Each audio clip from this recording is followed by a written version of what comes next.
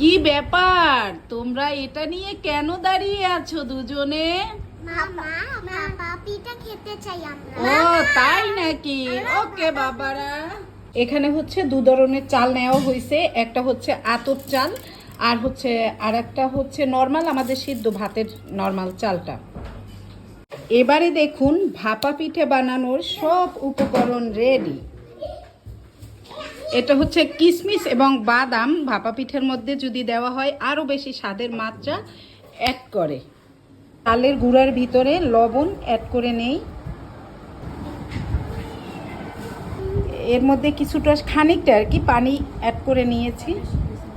ভাপা পিঠেকে যতটা সহজসাধ্য পিঠা মনে হয় এতটাও কিন্তু সহজসাধ্য নয়। এতে পানি লবণ এর কম্বিনেশনটাও কিন্তু যথাযথ হওয়া চাই।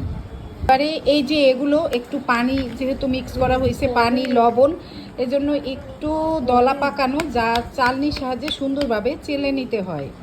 এবারে পার্ট বাই পার্ট ভাপা পিঠার সমস্ত উপকরণ একটার পরে একটা ধাপে ধাপে দিয়ে দিচ্ছি। প্রথমে দিয়ে দিলাম চালের গুঁড়ো, এরপরে দিব যে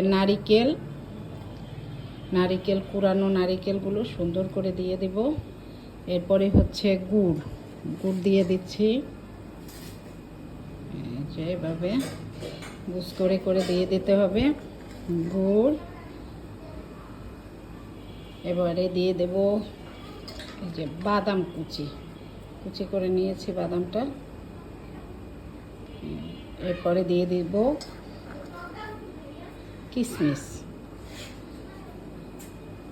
এবারে এটা ঢেকে একদম সুন্দরভাবে কোট করে ঢেকে দিব। তবে অনেকে এটা উপর থেকে দেয়, কিন্তু সেটা আমার কাছে ভালো লাগে না। আমি একদম এরকম একটু ঢেকে দিলে সেটা আমার কাছে ভালো লাগে।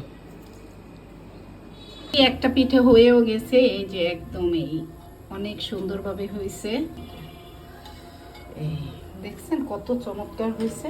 পিঠাটা আবার তুলে নিচ্ছি। সেকেন্ড পিঠাটার অবস্থা দেখি, এই যে ওয়াও চমৎকার তৈরি করে ফেললাম এই শীতের এই দুর্দান্ত স্বাদের এই ভাপা পিঠা।